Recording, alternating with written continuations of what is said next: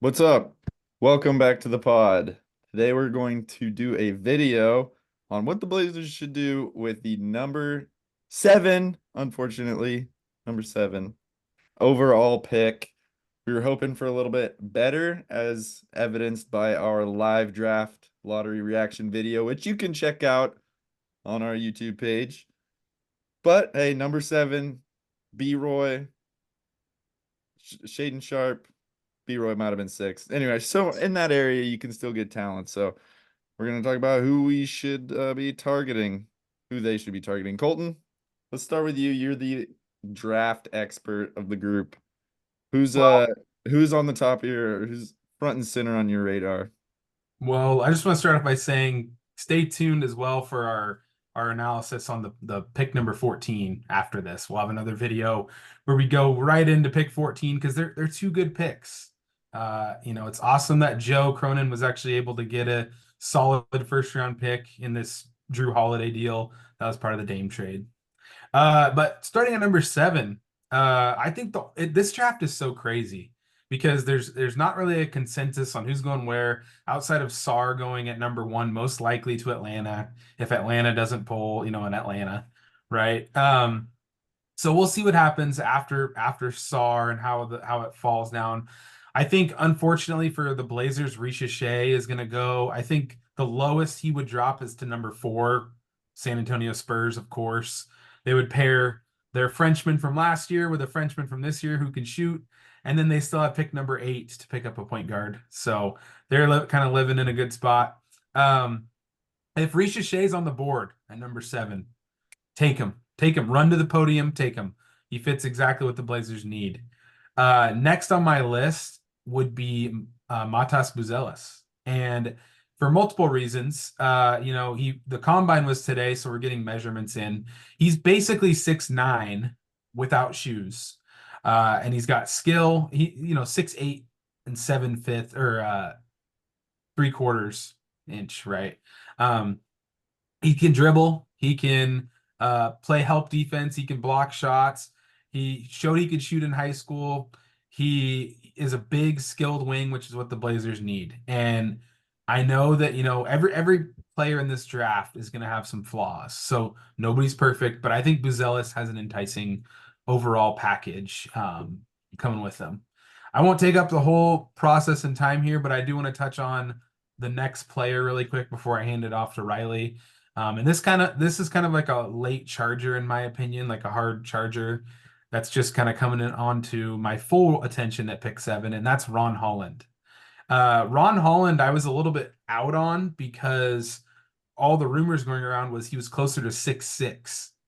Well, the combine today showed in shoes 6'8", which makes a world of difference for Blazer fans. I don't want to be an undersized team He was myself. wearing lifts. Yeah, yeah. Well, he was measured barefoot in the draft, right? In the combine. So 6'6.5", I think, in without shoes. So that's good. That's a good measurement.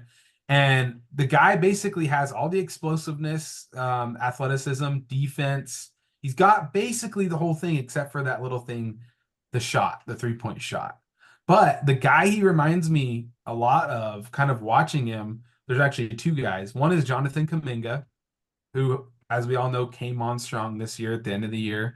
And then Jaylen Brown. I'm seeing shades of Jaylen Brown with him. Um, I like him a lot. All of a sudden, he kind of hard charged in on that seventh slot. But those are kind of the guys that I would want in that order. And if those guys are gone, I have more, but they're not guards. That's a hint for you. Yeah, So quick question before Riley does take over for you, Colton. Is Cody Williams number four on your list? I'm scared of Cody Williams. I'm not gonna lie to you. All reports going in are he, had kind of a low motor and he disappeared at times. I watched some scouting breakdown of him. There's things to like, but his shooting, he shot like 40% from three, which sounds great. And then you look and he shot slightly under two attempts per game.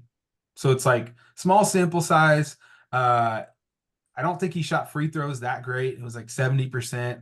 That's kind of an indicator of your shot. And I don't know. I mean, he's smooth. If his name was Cody Davis, would Shout out. would he have the same kind of buzz as Cody Williams? If he wasn't Jalen Williams' brother, would he have the same kind of buzz? That's my question. I don't know. I really don't. So He I definitely don't, wouldn't have that buzz if he was Cody Davis. yeah. Cody, shout out if you're listening. So you don't have to get too deep on this. We're gonna let Riley talk in a second, but you can have guys like Klingon and maybe who else was I looking at? Dalton Necht, maybe Stephen Castle over Cody Williams.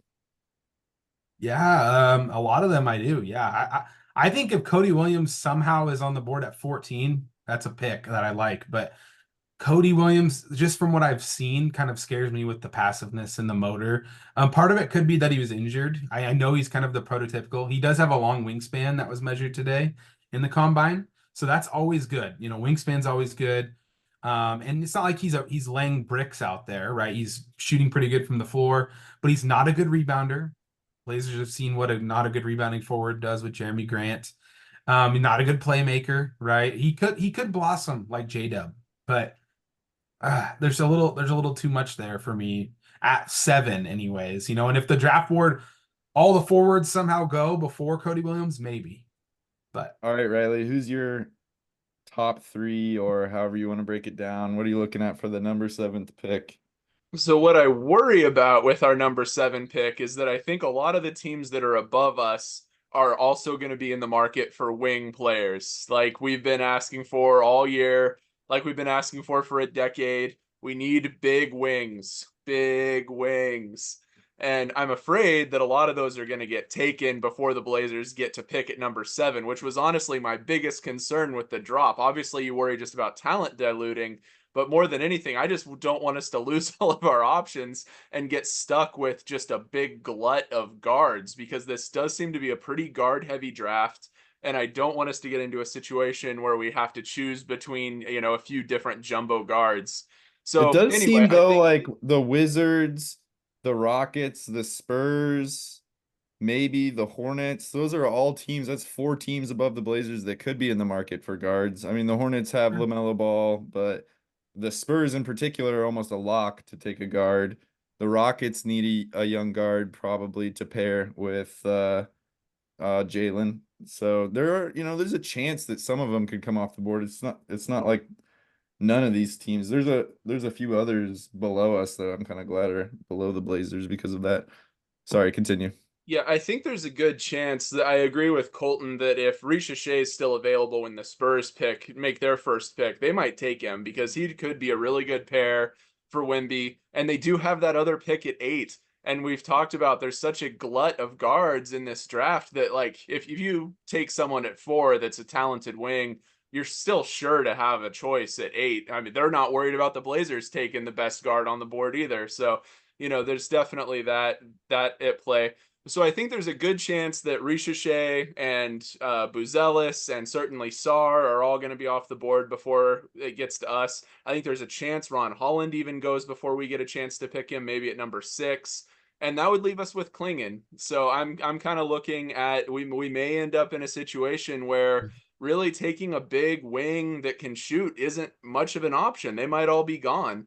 And so we may end up in a situation where we're the best player that's, taller than 6'6" left on the board might be Donovan Klingon. And if that's the He's case, I think we have to take him and hope for development, hope for a good fit. Because unlike Colton, maybe this is someplace we might disagree. I don't think Aiton is our solid center moving forward. I am fine replacing him. So I'd go that direction. Klingon's really moving up in the mocks though. He's number 2 on the Ringer, number 3 on Tankathon. So I think that it sort of seems like he's trending upwards. I guess I don't really know why that is. I don't know if he's really showing out in the combine or if people are just impressed with what he did at UConn, but that could definitely, if one of those teams, I kind of don't think he'll drop that far to the Blazers. And if he does, I think it's probably a smart move pairing. I mean, Aiton could maybe start to play the stretch 4 a little bit and allow Klingon to be that rim protector inside, they could at least see how it worked out, and then probably end up trading Ayton, which I think is going to happen irregardlessly. I think that Klingon might go to Washington. They need somebody to anchor their defense. Right now they have a glut of forwards. Like they have Kuzma, Kulabi, Ajiva. I don't They any they need a Ajiva. guard though too, They need a because guard too. Jordan Yeah. Poole is not going to cut it. Yeah, and Nikola Topic actually just injured his knee today. Kind of a scary looking knee injury, which shouldn't drop him out of the first round or anything. But if the Wizards wanted like that big point guard who's 6'6", they might not now. So that kind of takes a guard out of the process, which is too bad for the Blazers. But yeah, the Wizards need a guard. They need a center. I'm not, and in this draft, need, in my opinion, is a lot easier to determine than best player available. Usually I'm always go best player available. Well, it feels like all these guys are in such a similar tier. You might see a lot of reaches. We don't even know if it's a reach because we don't have a consensus on where these players are supposed to go. So you could see some wild picks, honestly, because if somebody likes a player, nobody has like a tier set for a lot of these guys. So I it's like do bizarre. suspect I do suspect some of that will start to shake out over the next couple of weeks with the combine happening, with the draft lottery solidified. I think that, once the analysts and the mock drafts and stuff start to get a feel for where these GMs are at, the tiers will start to become more apparent. Yeah. In years past, it's taken, up to the last couple of weeks before the draft for things to really shake out. And even draft day, a lot of times there's some big risers and big fallers. Remember Cam Whitmore last year? He was like projected to go number 5 and ended up going Oh, 19 or whatever. So don't remind me. I was hoping he would drop to the Blazers, but I have a question for both of you here. We've talked about this in one of our videos before. I'm personally a guy that we need to swing for the ceiling, swing for the highest possible chance that a player's a superstar, right? So that usually means younger guys, athleticism, guys that have a chance to be a superstar in the league.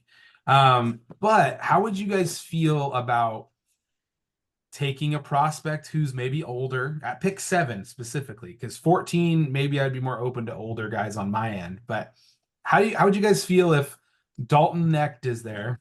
And he's a senior and he's 6'6", but he's a 3-level scorer, shot the 3 at 40% last year. And honestly, seemingly out of the combine, I'm getting some solid numbers on him being more athletic than I think he gets credit for.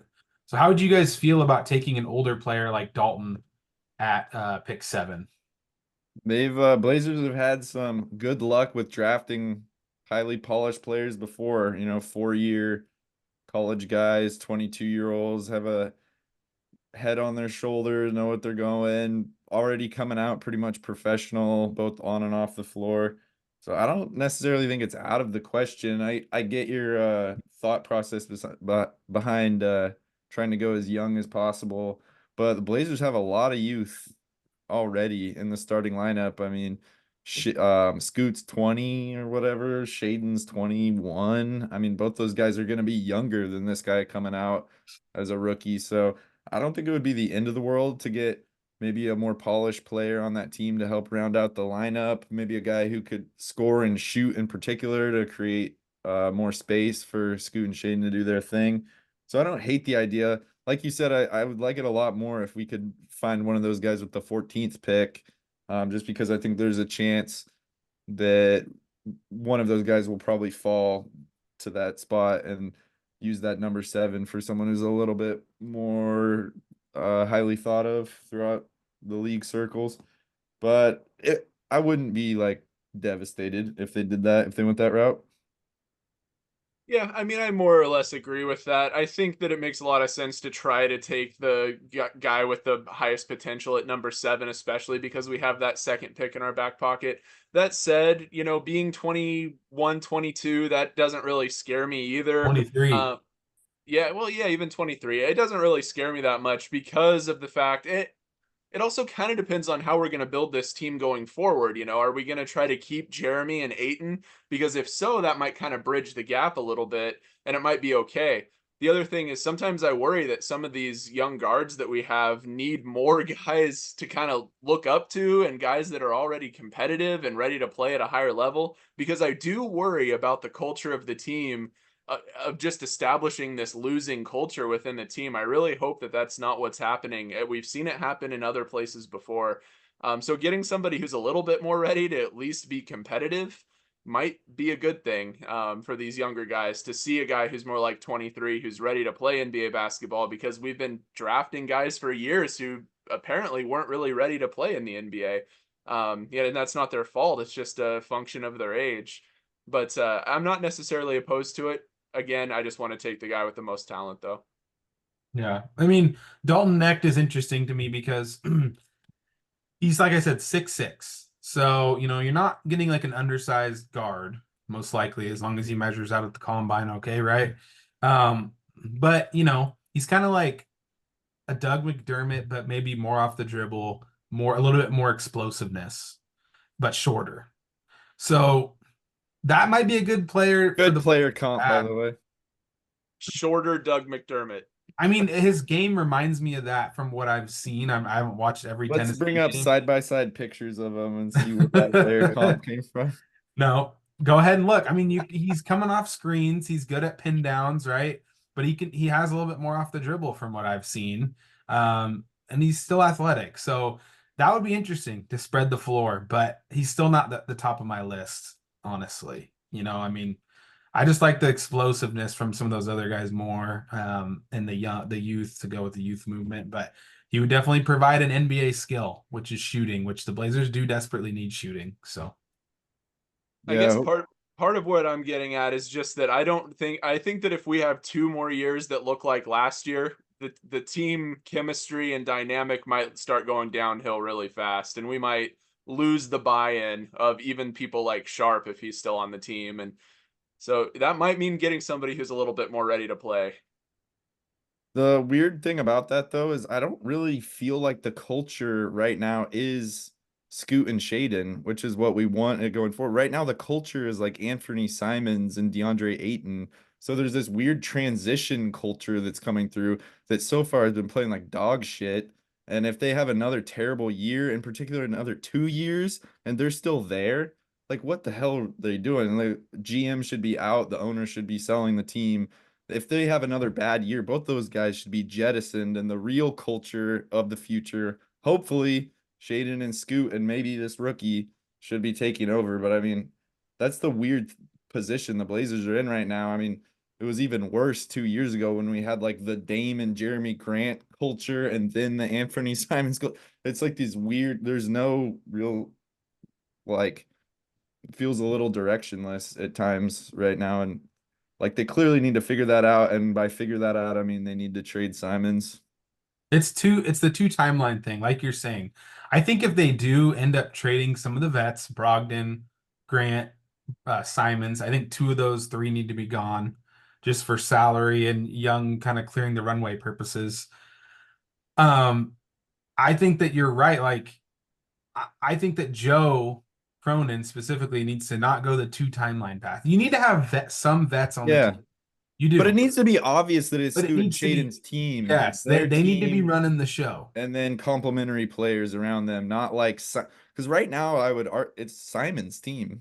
I mean, that's what it is, and that's what they're saying that they want. It seems like in most of their press conferences and stuff, it's like when Dame left, he was the heir apparent, and they've continued with that despite his struggles and his not really seeming like he is a guy to build a team around necessarily, and the position struggles of being, Right. basically the same position as Scoot Henderson. So they're Well, gonna have this to figure rookie is that out going to be soon. part of the young core at 7.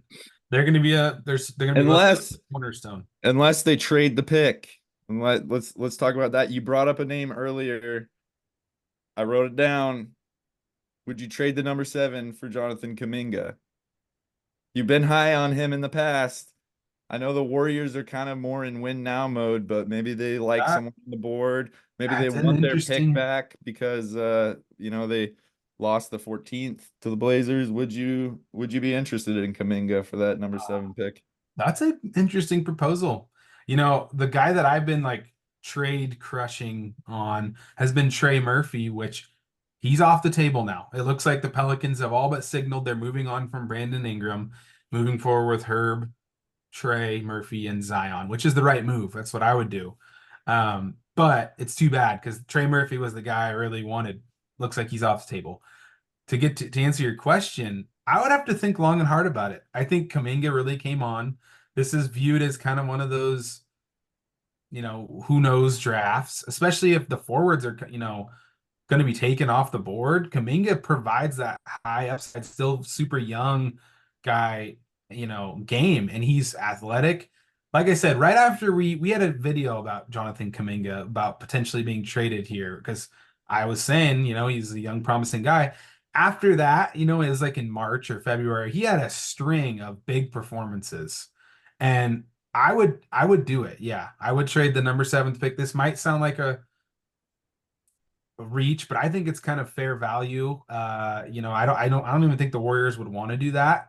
But I think that, so I don't know how realistic it is, but I would do it. If the Warriors are trying to get back into the first round because we have their 14th pick, I would. I mean, the deal would be larger. We would probably be sending vets too to A coincide. Brogdon or something. Yeah, even Jeremy, which that might be something. And there'd be more pieces than just that. Okay. It wouldn't be Jeremy 7 for Kuminga. There'd probably be some other stuff. Just don't take Chris Paul back, please, or Yeah. at least wait Stop him. it. He can mentor Scoop. But yeah, that's a good idea. I Looks would like you're in agreement, Riley. I see you nodding over there.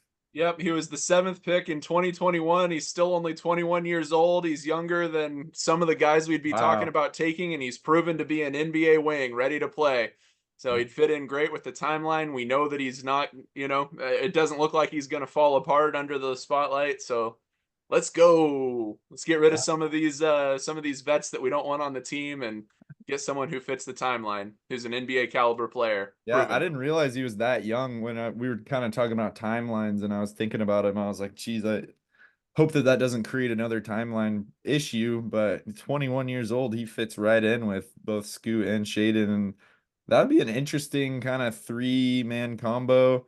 Hopefully, they'd be able to move. I know I keep harping on this. I almost feel bad, but hopefully they move on from Simons too and are able to get another wing player potentially, because then you really would solidify the lineup going forward with 3 real young dudes. You got Aiton and hopefully another like couple of rookies like Kamara's in there trying competing for minutes. So You're gonna be probably bad one more year, whether you tank or not.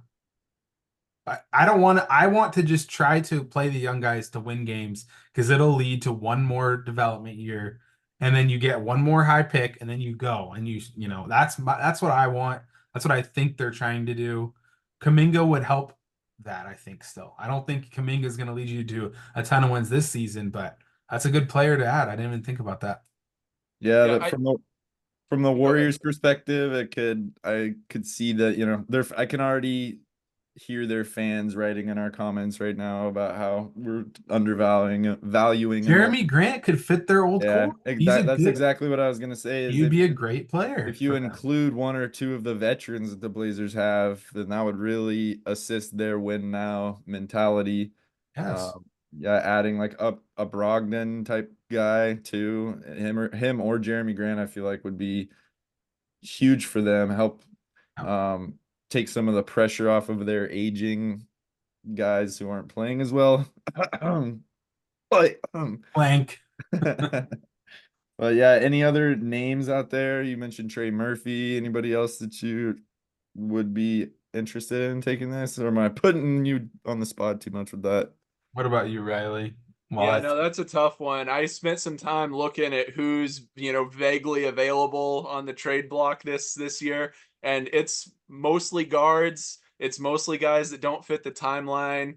I'm not really seeing anything that would make me move the number 7 pick, except I think you nailed one there that Kuminga would be really interesting, and then Trey Murphy would be cool too. But I think both of them are relatively untouchable. It seems like both teams are pretty committed to that path moving forward. The only thing is, just kind of what you guys were saying with Kuminga, the Warriors have some pressure to keep Steph happy.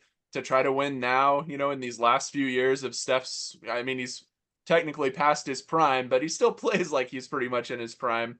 So if they could get, you know, Jeremy, that'd be great. But yeah, no one else really comes to mind as someone who I'd be willing to sacrifice the 7th pick for. We're just too young to try to go out there and get someone who's, you know, more like Aiton's age. I don't want to commit to that path. Now, I will say really quick, the 14th pick, I think there's more opportunities to We'll discuss. be talking about that. I know. In We'll talk about that video. next time. Yeah, we'll see. We'll see that. You'll see that next week. What do you guys think? Let us know in the comments down below. Who should the Blazers be taking with that number 7 pick? Would you trade it? Would you trade it for Kuminga? Who else would you trade it for? Thanks for watching and see you in the next one. Bye-bye.